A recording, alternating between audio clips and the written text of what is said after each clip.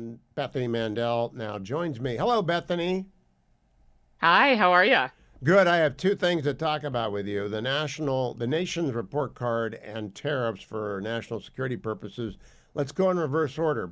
Seth was not on the program this morning, so I don't know if he's as Oh, that's badly right. informed as John Podhoretz, Matt Continetti, Christine Rosen, and Abe Greenwald. But all they were talking about were economic tariffs to raise revenue. These tariffs are intended to stop migration and end fentanyl into the country, right?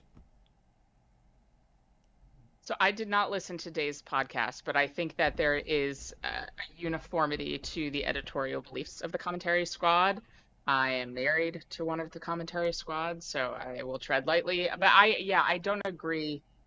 I think that a lot of the commentators that are talking about these tariffs are talking about it purely in economic terms. And I actually quoted you in a New York Post column that I wrote for tomorrow's paper. It's not a matter of economics; it's a matter of national security, whether it's fentanyl coming from Mexico or economic espionage coming, not just economic, but all kinds of espionage coming from China. It's long overdue for the American president to be aggressive, and these tariffs are one of those ways. And late this afternoon, Canada buckled. They're doing a very big border buildup. Mexico is in the process of buckling. And I would never lay off China because China is making the precursor chemicals and they know what they're doing, in my opinion. Bethany, do you agree with that? Yeah, there was a funny list that I saw on Twitter of all the countries that have buckled under Trump in the course of the last 2 weeks. Mexico, Panama, Colombia, Venezuela, Canada. It's just the list keeps on going.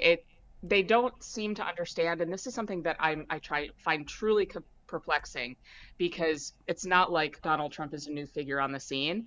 This is all a negotiation tool to him. This is not just a chess game. He's playing 3D chess. He's always played 3D chess.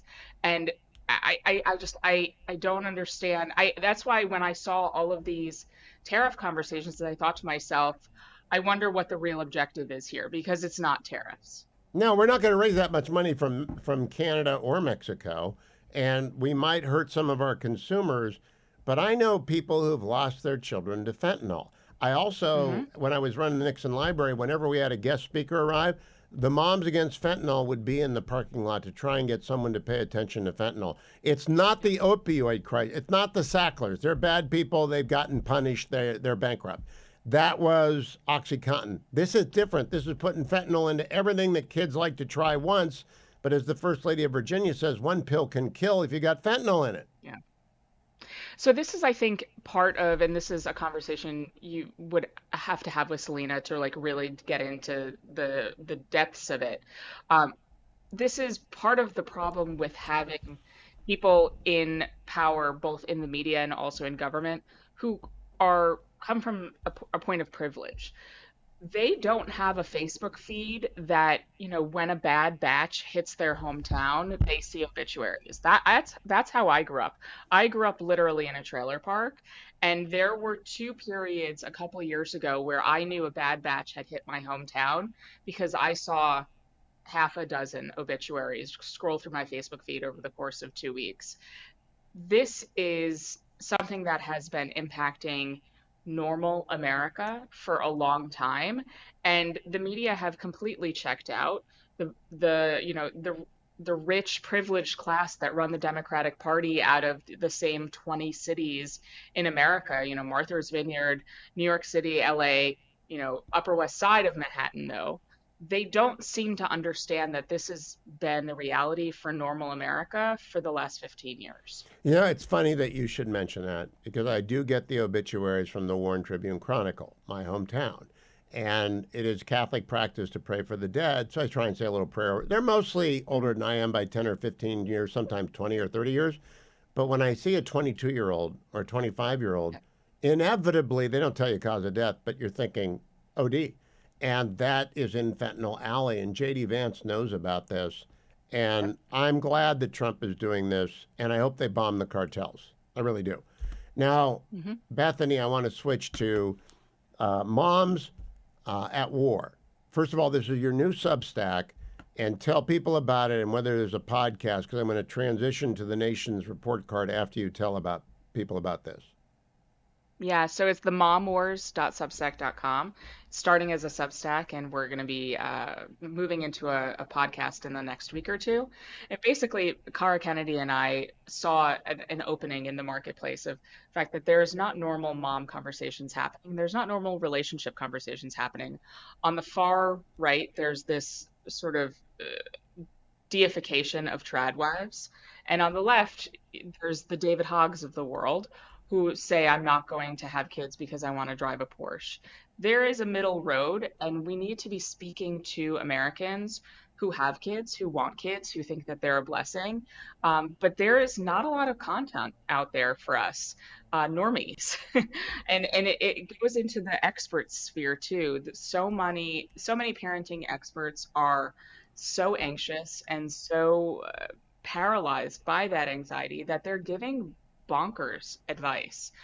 One parenting column I read said that a kid was waking up at night because they were hungry, and the columnist said, "Well, just leave a stick of beef jerky on their nightstand." And I was thinking to myself, I'm like, or just tell them they'll eat in the morning. I Call me crazy. I recorded a podcast with Barry Weiss and Nellie Bowles before they had their second child, and the feedback I got from that podcast was unlike anything I've ever gotten. So I decided, like, there is a market for this, and let's just try to fill it. Yeah, you, Mary Catherine, and my daughter are all in the same demo. And you've got Hmm. six, and Mary Catherine, my daughter, have four.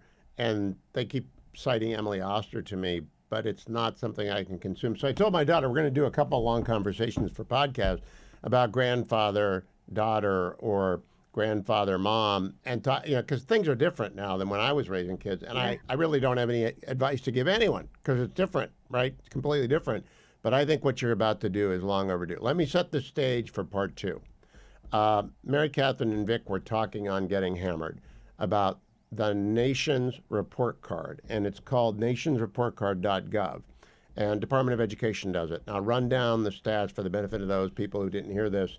They test in 2024 and in 2022 on math and literacy, and they indicate for both the eighth grade and the fourth grade, the average score for reading. I'm going to focus only on reading, literacy here.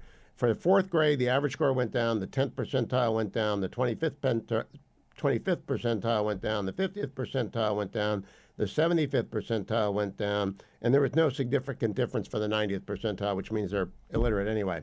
In grade 8, the 2024 to 2022. Average score went down, 10th percentile went down, significant decrease, by the way, is what it calls.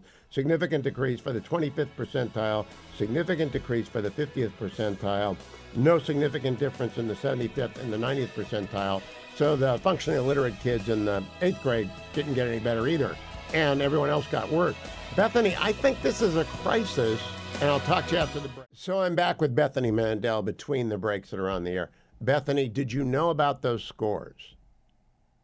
Yeah, no, I have been getting so many inbounds from folks about those scores, because it's a joke. And I actually joked about it on the Mom Wars Substack because I am judged by, as a homeschooler, my kids are assessed by the public school system. And I think it might be time for the homeschool mom who teaches her children the Bible in the original Hebrew, Plutarch, and Latin to start assessing the public school kids down the road, because those scores that you cited are actually better than the ones at the public school. Now, I'm not throwing a complete blanket over all of public education. My grandchildren have gone to public schools. They're super readers because their mom's a super reader. There are books everywhere. Their dad's a super reader. Their grandparents are super readers. All we do is read. So they're all super readers. I'm sure they're in the top 5% of the nation when it comes to their grade school. So it's not all public schools. But Bethany, should this not be a crisis? Because if we turn out a cohort of kids who cannot read, they're doomed in the economy, are they not?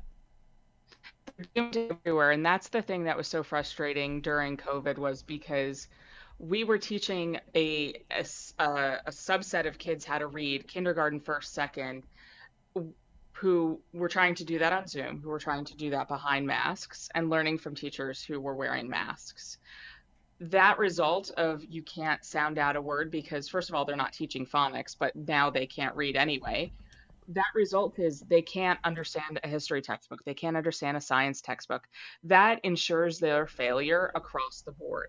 The scores that we're seeing in fourth grade are the result of that COVID generation. And it's the gaps are just going to continue to get wider because the kids who can't read in those classrooms are going to be more and more and more disruptive because they're angry and they're bored and they're frustrated. They're Oh, going to good point. disrupt learning for the other, the other 20% of the kids who can actually learn. And it's just going to get worse and worse. And I've heard from teachers and administrators that the behavior problems that they've seen since COVID are driving seasoned teachers out of profession because they have no tools in their toolbox. And the progressive ideologues who are running our education system are pushing restorative justice in schools, which means that when a kid is violent, they sit down and talk to him about their feelings instead of punishing them.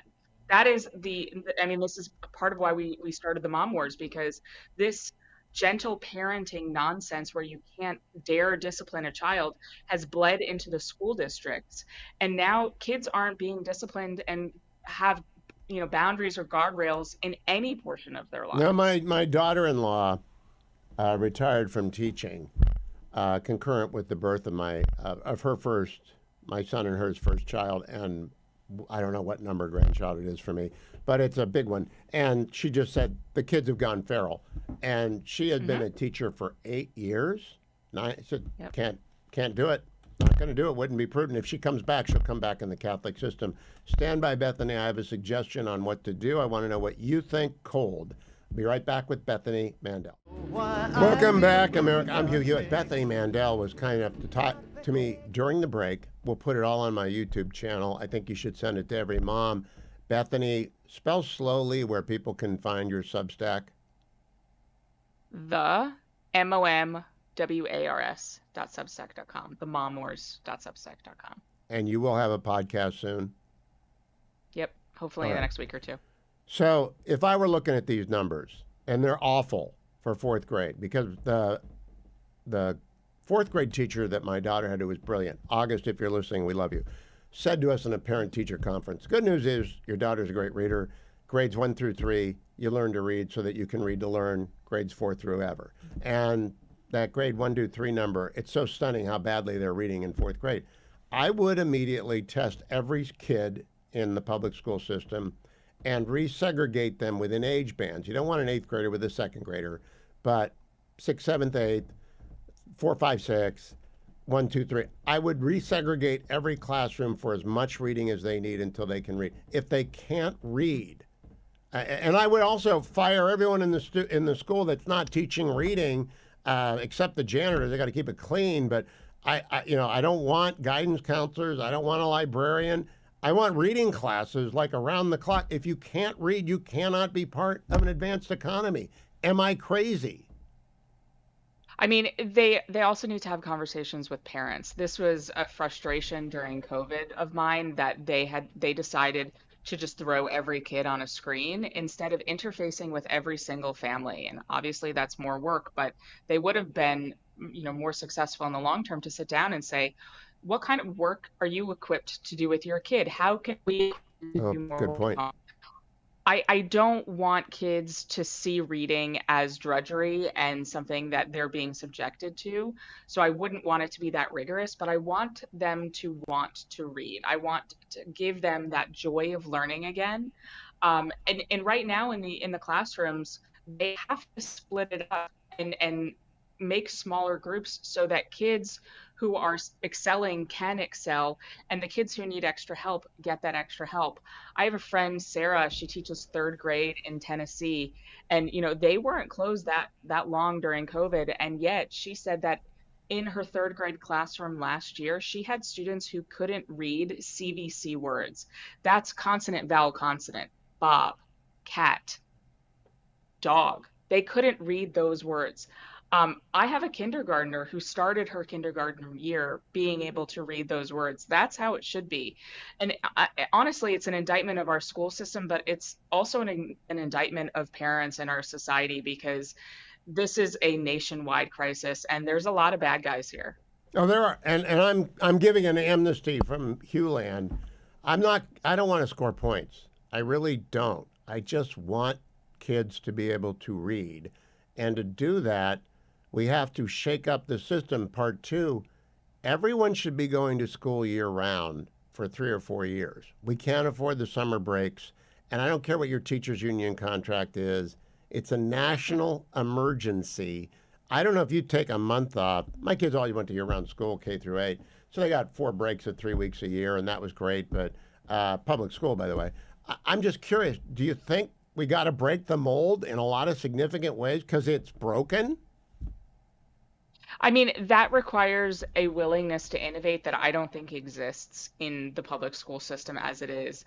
The only innovation that I've seen is the willingness to throw kids on screen for a year and a half so that they could go teach remotely in Puerto Rico. That's the extent of their willingness to innovate. And so, I mean, we should be able to take our tax dollars and go elsewhere to hire teachers, to hire tutors, to do all of these things with people who actually care about children. And that doesn't seem to be the folks who are in charge of public education in many school districts across the country. Well, this brings me to what the Congress can do. In the budget reconciliation, they can say it's part of the spending power. If you receive federal funding, it will be cut off unless you offer a backpack voucher of at least 50% of the cost of educating your children so that they can go to a private school. And Tennessee just opened up for 20,000 vouchers, but only Arizona has universal school choice. Everyone, it's not even close to what it costs, but it's $5,000 or $6,000 or something. You can get someone to teach your kid for $6,000 how to read. It just, to me, it's that Yeah. simple. Ought it to be that simple? Congress to demand it? I mean, something really drastic needs to be done because this is a national emergency. I have loved watching President Trump. I honestly, my most controversial take is I'm glad he lost in 2020 because he had 4 years to come out the gate swinging, and Lord has he. Ah, yes. He's talked about breaking down the Department of Education, and he needs to, Congress needs to take that fire that's under Trump and run with it also. We have control, Republicans have control of the House and the Senate.